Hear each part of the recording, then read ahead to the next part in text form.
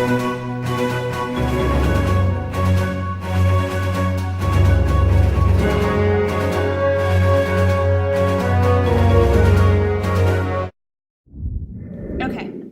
Officer Brandenburg, following the Black Lives Matter movement in the years past, has there been a day in your years of service in which putting on a uniform and going to work the next morning brought upon fear? You say brought upon fear? Yes. Not fear for myself, but fear for other people that demonstrators and anarchists could actually harm other people while they're doing my job. As if working in the school setting around teenagers with adolescent views has different impact on your success and protection rather than working on the streets would. In other words, would you feel safer if you weren't restricted to just students? No, the training that we do in Raleigh PD is cross age. How we talk to people can be applied not only through teenagers but also on the streets. It's just that when you speak with someone in a school, obviously they're a little bit different age, so different laws apply when it comes to Miranda rights and stuff. But other than that, you treat them the same.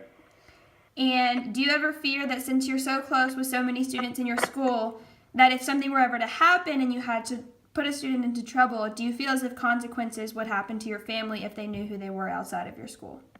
Is that a fear that comes to you? No, not in the school. It's no different than out on the streets. Obviously, I never want to have to take another person's life, but I would in order to protect my own or someone else's. Whether that's on the streets or in the school, it doesn't really matter. And if you had the chance to change your career following recent events, would you? And do you regret your decision to become a police officer?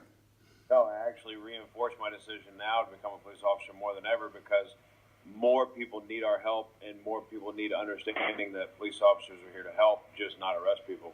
So I have no regrets on my job at all. And along with that, do you feel as if it's just a job to you, or do you feel as if it is a part of what makes you who you are? Or in other words, a part of your identity? Definitely, while they try to say, don't make your job your life, it is our life because it's who we are and it's what we do. Not only on the job, but away from the badge, we have to conduct our lives a little different than other people because we always have to be on the. In conclusion, your identity is what you make it out to be. You can allow your culture to decide it for you, or you can learn from the mistakes made and grow from it and decide your own fate. Designing your own path is exactly what Officer Brandenburg does and exactly what every other officer does when deciding what the right decision is to be made. Their occupation does become their identity, but they do not let the negative surroundings of their culture affect it.